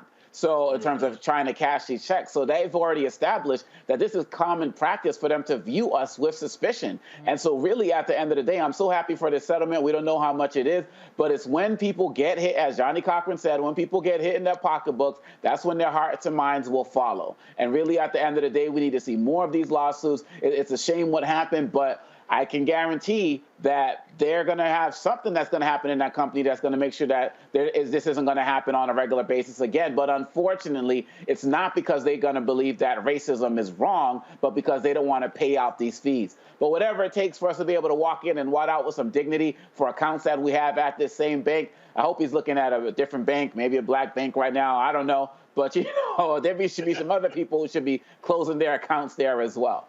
Absolutely. And when you think about people reverting back to behavior, I think about it as it's not just them reverting back to actual behavior that they've sort of created habits out of just in terms of muscle memory.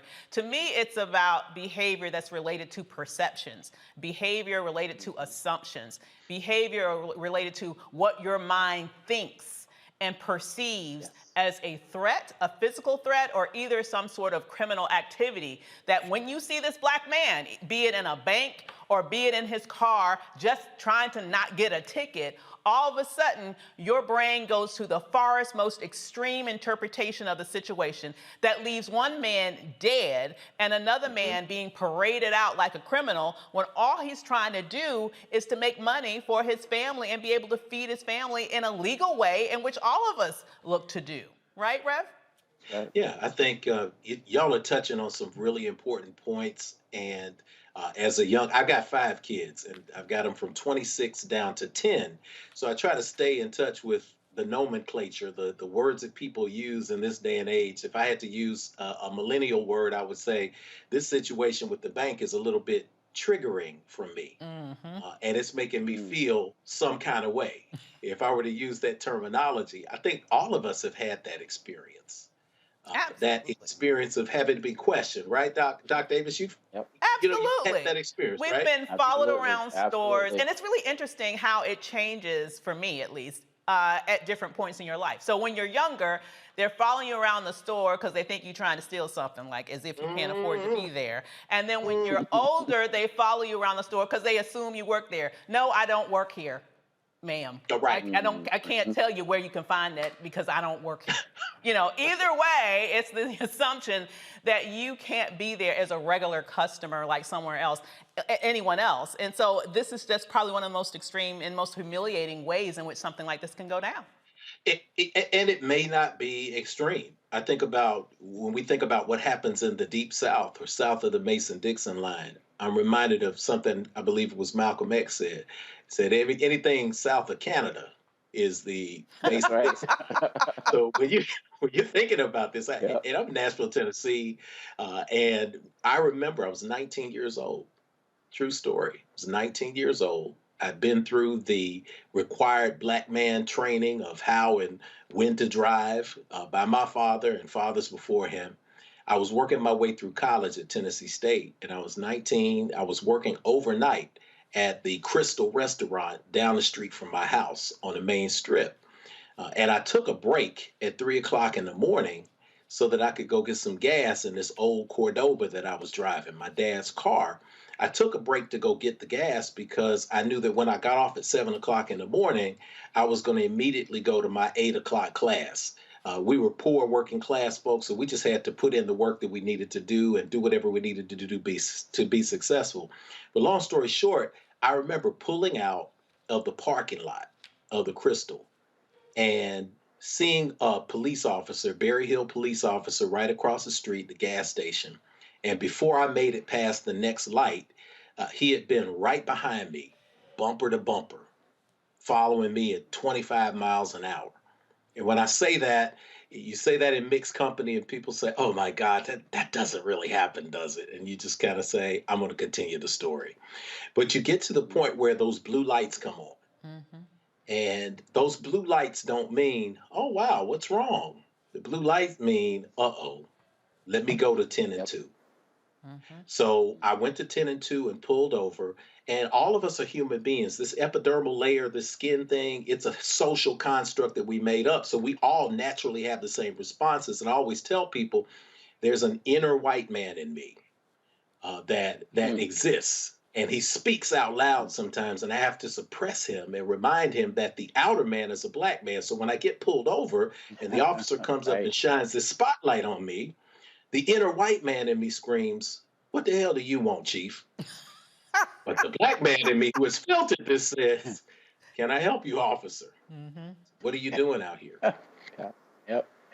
Absolutely. I'm going to get some gas. Why are you out so late?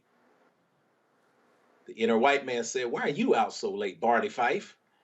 But the black man in me says, I'm just going to get some gas. I'm at work and I'm taking a break. He says, where do you work? He shines a spotlight on me. I have a brown pair of Crystal pants on, a shirt with Crystal Restaurant on it, a name tag with the Crystal logo, and a visor with Crystal on it. And again, the white guy in me wants to say, 2 blocks right there at the Crystal. Can't you see what I got on? But the brother in me says, I work at the Crystal. Which one? Without moving my hands from the steering wheel. On the Congo, right? Move your hands from the steering wheel. You take a chair. Yes, right? sir. Mm-hmm. You take, so yes, sir. I nod. I say, the one behind me there. If I call there, will they verify it? Wow. Wow. So you can just walk in the store and get a full Crystal uniform, apparently. Apparently. I don't know where they selling Crystal outfits at 3 o'clock in the morning. So he says, okay, let me have your license. Do you know this man went back and to his car?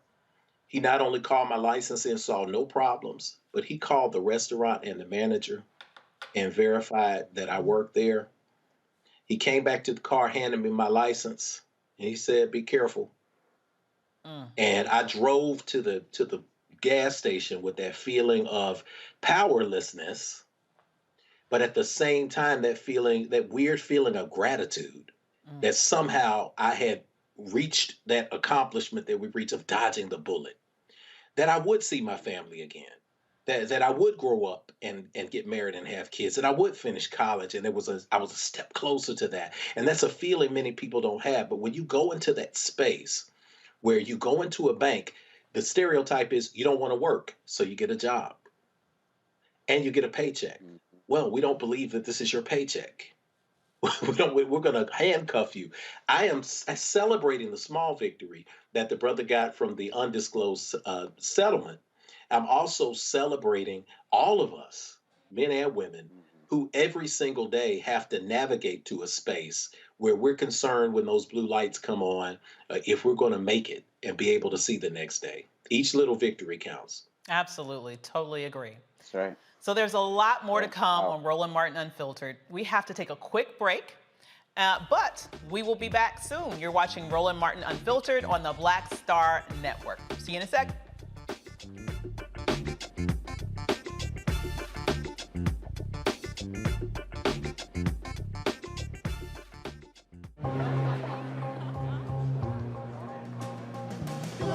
Are the stars out tonight?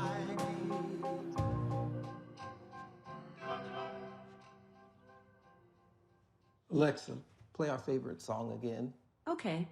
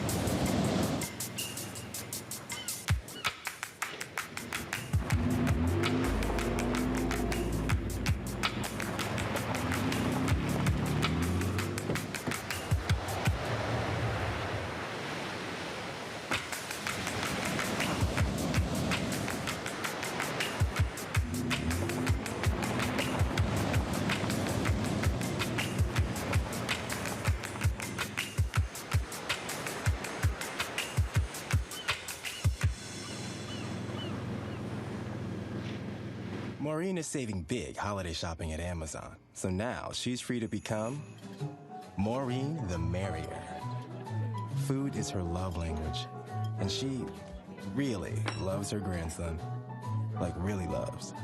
Hi, I'm Vivian Green. Hey everybody, this is your man Fred Hammond, and you're watching Roland Martin, my man, Unfiltered.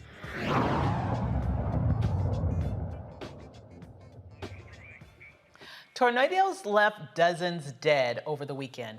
Friday night, 6 people died after part of an Amazon warehouse collapsed in Edwardsville, Illinois. Authorities say everyone is accounted for, and the National Weather Service confirmed it was a Category EF3 tornado. The death toll continues to rise in Kentucky after tornadoes ripped through parts of the state over the weekend. 64 people are confirmed dead, and 105 people are still missing. Governor Andy Beshear says the death toll will rise as rescue and recovery teams search through the debris the deadly twister left behind. As of this morning, our best count for confirmed deaths, the most accurate count we have as of this morning, are 64 Kentuckians. 18 are still unidentified. Of the ones that we know, the age range is 5 months to 86 years, and 6 are younger than 18. And it may be weeks before we have final counts on both deaths and levels of destruction. I know, like the folks in Western Kentucky, I'm not doing so well today, and I'm not sure how many of us are. I was working on getting the confirmed deaths this morning and realized I was writing on the back of notes that one of my kids took from school. And here's what it is. It's notes on inertia. It means that an object that's in motion will stay in motion. So we're going to keep putting one foot in front of the other and push through this. Everybody out there, get the help you need. Take care of yourself, and we'll continue to provide updates. To the people of Western Kentucky, we're not going anywhere. We're going to be with you today. We're going to be with you tomorrow, and we're going to be there with you to rebuild. So tragic. 300 National Guard troops are helping to clear roads. President Biden is expected to visit the state on Wednesday. United States COVID deaths have surpassed 800,000, more than any other nation worldwide. In the last 74 days, there have been more than 100,000 deaths. Medical professionals are urging vaccines, social distancing, and masks as precautions to stop the spread of the virus. Scientists and health officials are battling over a war against COVID and vaccine disinformation, and hope citizens will heed scientific-based medical advice. Dr. Omikango, you know, when I hear about, first of all, this huge tragedy that we just saw with regards to the tornadoes, one of the things that I think about is that in times like this, you really do begin to see humanity among our citizenry when people begin to feel empathy about that situation. But when you juxtapose that against the fact that you also have this huge contingent of people who have been spreading lies now for years at this point that has also led to death. And we don't see the same level of humanity with regards to the recklessness of disseminating misinformation and how that can lead to 800,000 deaths, the most in the world. It seems to me that we have a long way to go in this country when it comes to really fomenting a culture where we do look out for our brothers, our neighbors, those that we claim to care about as fellow Americans, because every life is precious. You're absolutely right. And when I see the response that's happening to this hurricane, and, my heart goes out to everybody there, and we all need to support in every way that we can.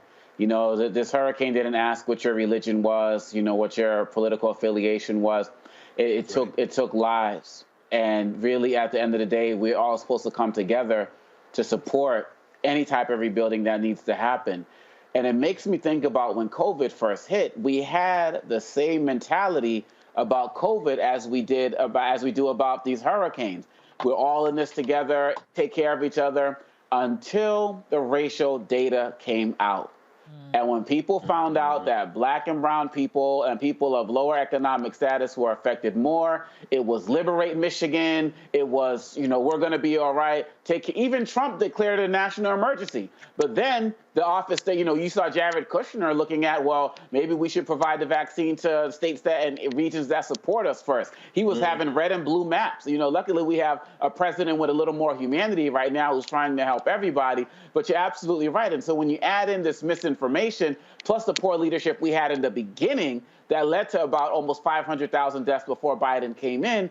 And you see that there's an actual industry built around disinformation and misinformation. And if we could really come together as we did in the beginning to get people to understand that we were all in this together, then people would support the vaccines, they would support the mandates, they would support the mask wearing, they would support all of that. But again, people have this mentality that their freedoms to do what they want to do means a license to kill their neighbors, but through infecting them with COVID. And we have to have a little bit more common brotherhood and sisterhood and personhood in order to get through this as we're going into now a third year of dealing with this virus. Absolutely. And all of its descendants. Absolutely. Yes. And when I think of it, it's almost like the quote unquote pro-life party is really the pro-death party. When you see how they've handled this COVID situation, it's not even incompetence, it's not even mishandling, it is intentional propaganda that is leading to deaths.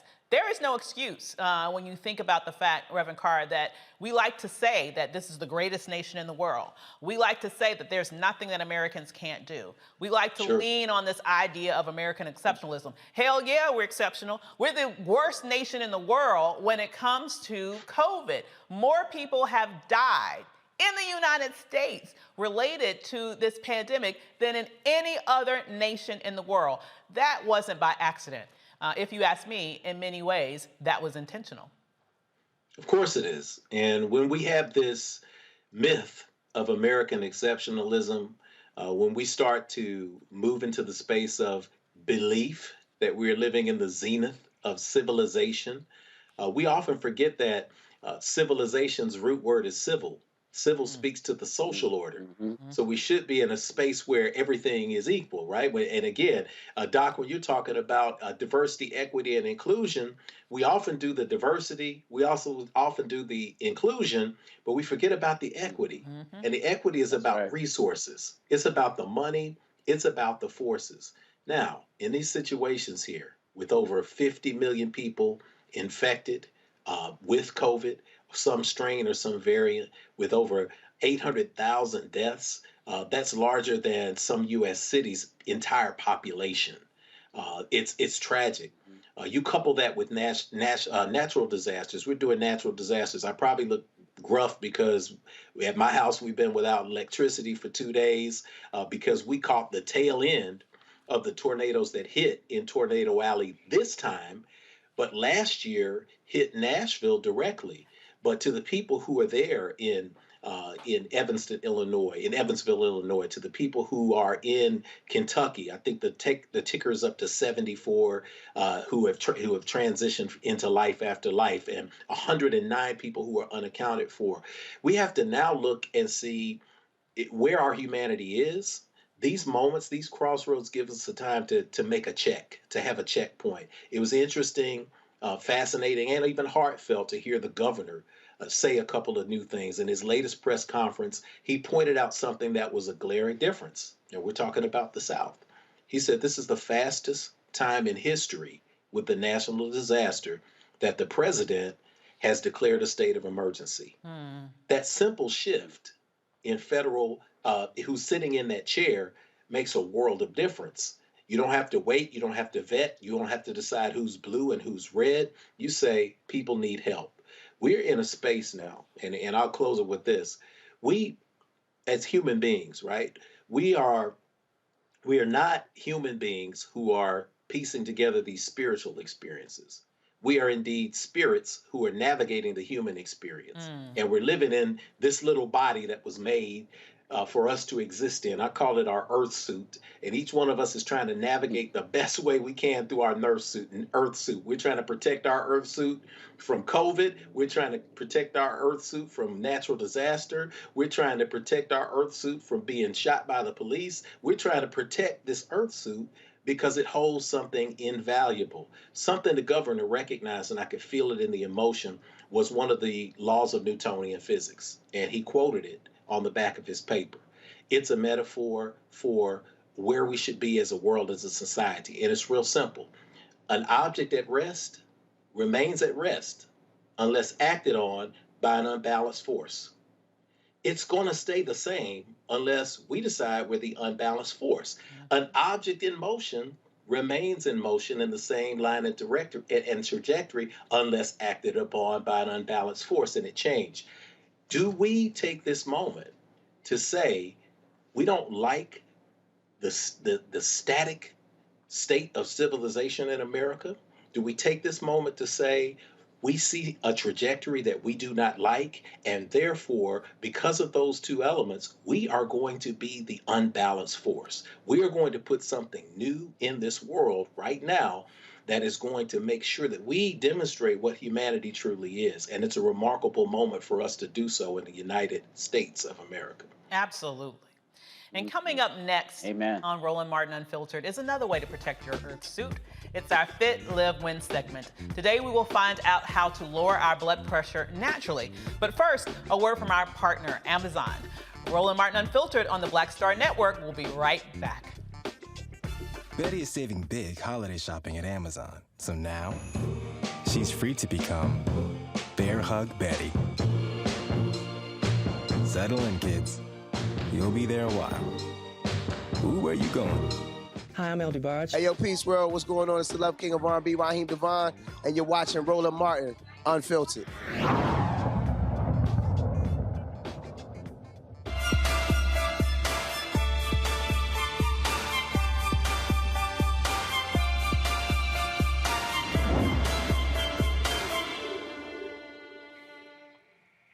Ever wonder why doctors recommend a diet low in sodium and remind you not to add extra salt to your meals? Well, I wish they wouldn't, but they do say that, huh? High blood pressure disproportionately affects African Americans more than any other racial group. According to the CDC, 54% of blacks are affected by high blood pressure compared to 46% of whites and 36% of Hispanics. Having high blood pressure increases the risk of kidney disease, stroke, and heart disease.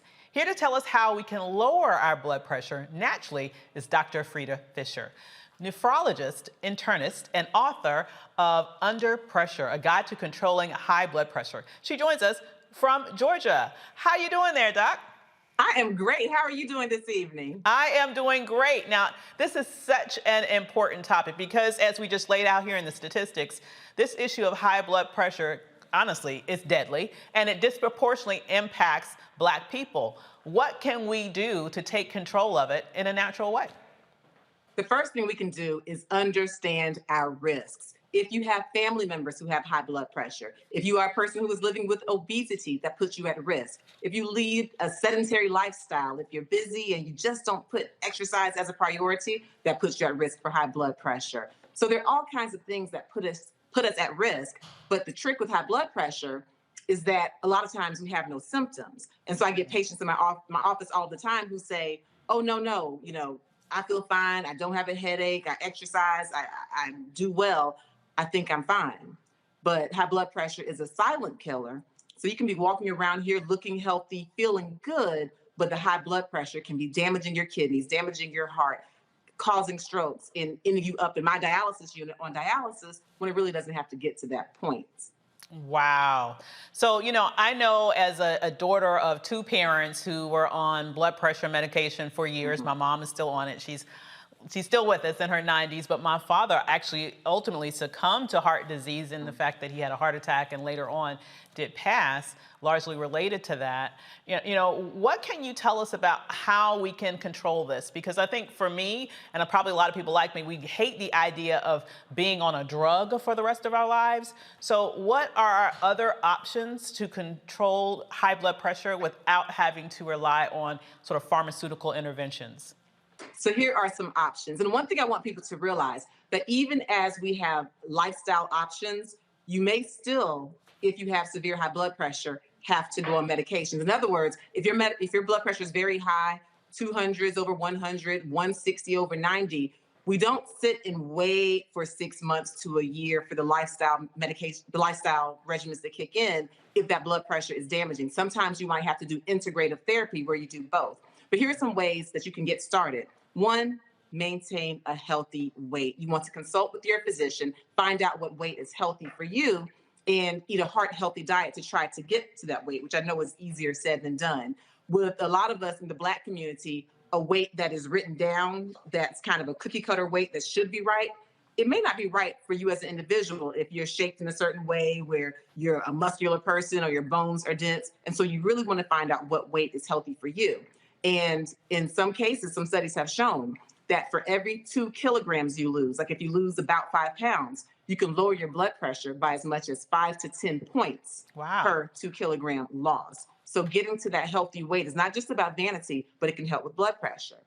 The other thing is exercise. According to the American Heart Association, we should be exercising, doing moderate exercise about 150 minutes per week. We should be exercising most days. It's not just, it doesn't have to be a vigorous marathon run. It could be, walking up and down the stairs and kind of charging your steps, seeing how many steps you have. If you are a person who cleans intensely and you're vacuuming and makes you work up a sweat, put on one of these smart devices and find out. Park far from the grocery store and walk, count those steps. But exercising can help to decrease blood pressure. There's some other things as well. There's a lot of foods. And it's tricky because, especially in this day and age where people are paying attention to studies and randomized controlled scientific trials, we don't have a lot of trials on foods that can help to lower the blood pressure because, quite frankly, it's hard for pharmaceutical companies to make money if you do a study on celery or a study on garlic. But we do have some anecdotal studies, meaning some small observational studies where physicians have noticed that patients who eat a lot of celery, in some cases, the celery can act like a natural water pill or a diuretic. That can help lower blood pressure. Certain foods like garlic. Garlic has a substance in it that actually helps to soften the arteries. And when the arteries soften, that helps them to relax or to dilate, and that can lower the blood pressure. Again, we don't have the huge studies to support it, but consult with your physician. Try putting more of these foods in your diet. Try having lemon, zest your lemon. And the zesting of the lemon is really good because if you use like garlic, lemon, other things like that to season your foods, then that makes you less likely to pick up the salt. And decreasing salt in your diet is another huge way to lower your blood pressure naturally. What I love about your advice is it's so doable. I mean, you're not asking people to go on some wild, crazy diet that they can't maintain. Who can't? I love lemon. Who can't infuse a bit more lemons into your life, a bit more garlic? Because Black folks, we love seasoning, okay? A few more garlic in your seasoning, right? A little bit more celery in what you're eating. And when you talk about 150 minutes a week, that only works out to about 20 minutes a day. It's not like you're asking for 90 minutes on a Peloton every day. This is something that people can actually do. Absolutely. But when we talk about how Black folks love to season, we also love to season with salt. And when some of us get real kind of fancy and brand new, like some of my patients, I'll say, hey, do you use salt? They'll be like, no, I don't use regular salt. I use sea salt, or I use pink Himalayan salt. Where you still have to look at the sodium content of foods. And according to the World Health Organization, you should be having less than 2,000 milligrams of sodium a day, or less than 2 grams of sodium a day. And so what you want to do is look at labels. Let's just take salt. If you take regular table salt, if you look at 1/4 of a teaspoon, which is not much, 1/4 of a teaspoon is 590 milligrams of sodium. So you multiply that out by 4, and you see 1 teaspoon of salt, you've already exceeded the daily recommendation of the 2,000 milligrams of sodium. And so, and I want people who are listening to just kind of go into your pantries and pull out things, start looking at sodium. Because if you look at some of the sea salt, which you may think is healthier, well, it has a little less sodium. It has 530 milligrams in 1/4 of a teaspoon. Multiply that out. If you have a whole teaspoon, not tablespoon, teaspoon, you've still exceeded that daily recommendation for sodium. And the same goes true when you look at foods. A lot of people will be like, you know what, I'm on a healthy kick, I'm going to go vegan. But, with our lifestyle, a lot of people like to get, frozen vegan foods. Well, if you get vegan sausage, for example, like some vegan sausage links, 3 links in some companies is 390 milligrams of sodium. A lot of us, we're not going to stop at 3 links. We're going to get more links. So my point is, even when you're grabbing things that are healthy, you need to look at the salt. Same thing with some of these lean pre-packaged meals. They're like, if you get a lean meal of spaghetti, and it might have 300 calories. So it's really nice, low calorie, can help you, maintain your weight or lose weight. But that same little package may have over 300 milligrams of sodium. And so being a sodium watcher is a big way, because a low salt diet can help to lower your blood pressure. If you have high blood pressure, it can also help to lower your blood pressure if you have normal blood pressure. So for all of us, we should be having low sodium diets, less than 2,000 milligrams. According to the American Heart Association, less than 1,500 milligrams. You want to consult your physician to find out which one is right for you. I have to say, I feel attacked because I am a card-carrying member of the pink Himalayan salt crew. Yeah. And now I have been told that, girl, sister girl, you are living a lie. You are fooling yourself with that pink Himalayan salt. Okay. Now, it does have some minerals, some magnesium, and so it does have some added benefits in that regard, but it still has sodium. And so I don't want people to just grab it, close their eyes, and just shake that Himalayan salt. I'd be shaking like crazy. Okay, I got to stop that. Reverend Carr, do you have a question for our amazing guest tonight? And Dr. Fried, I want to say thank you so much. It was exceptional information that you gave. You made me reach down to my desk for my sea salt caramels, and I started looking at the salt content. How much sodium per serving? Oh my goodness, per serving, which I won't tell you how many I had. Don't say it. Just whisper it in my ear. It's a full circle of knowledge. 360 grams of sodium. Milligrams, 360 milligrams. So here's a good question, because again, we talk about people going out full vegan and going crazy. My trick, I guess, I would try to give myself an exception by saying I've been a vegetarian for 31 years. 31 years I've been a vegetarian. But my space that I had to watch out for was, because I'm a vegetarian, I tell myself I can eat a lot of junk food because I had a sweet tooth.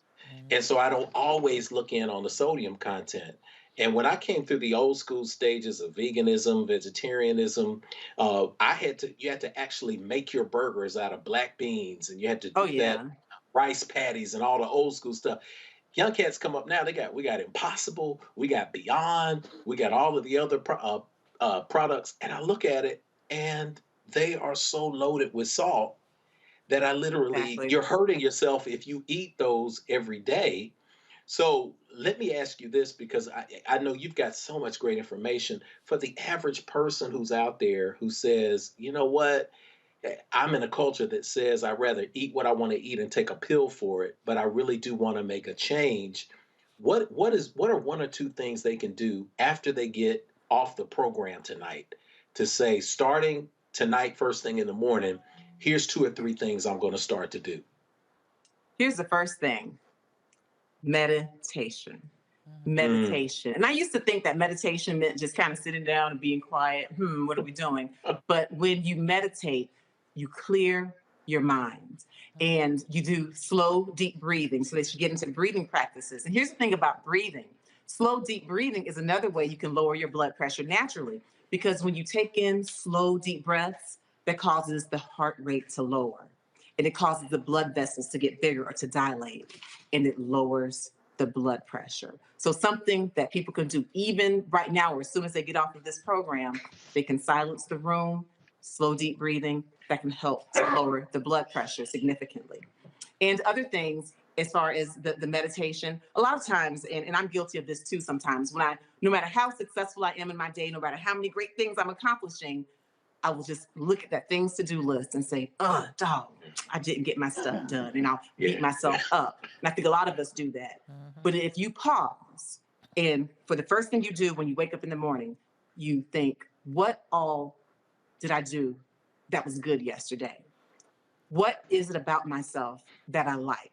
What am I doing to contribute to the world? If you just force yourself to go through all positives, that's a reset, that's a mindset, and that keeps you from stressing out. Because if you stress, that can cause high blood pressure. How? Stress causes your stress hormones in your body to rise, your cortisol, your adrenaline. And those stress hormones cause your blood vessels to constrict or tighten.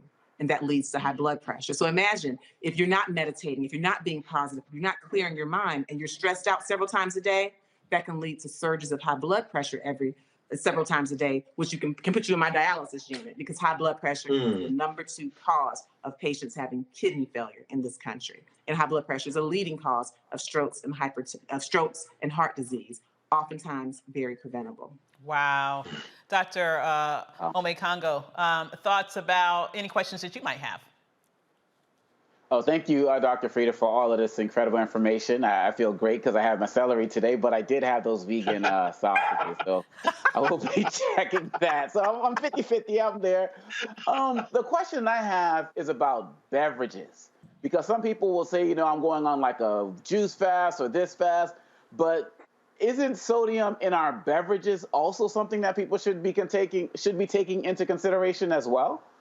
Absolutely, and especially when people aren't necessarily making the beverages themselves, where they're grabbing some of these prepackaged beverages, you have to look at the sodium content. I know there was a time when V8s were very popular, that kind of tomato drink full of vegetables, and a lot of people would grab those, maybe even use them as meal substitutions.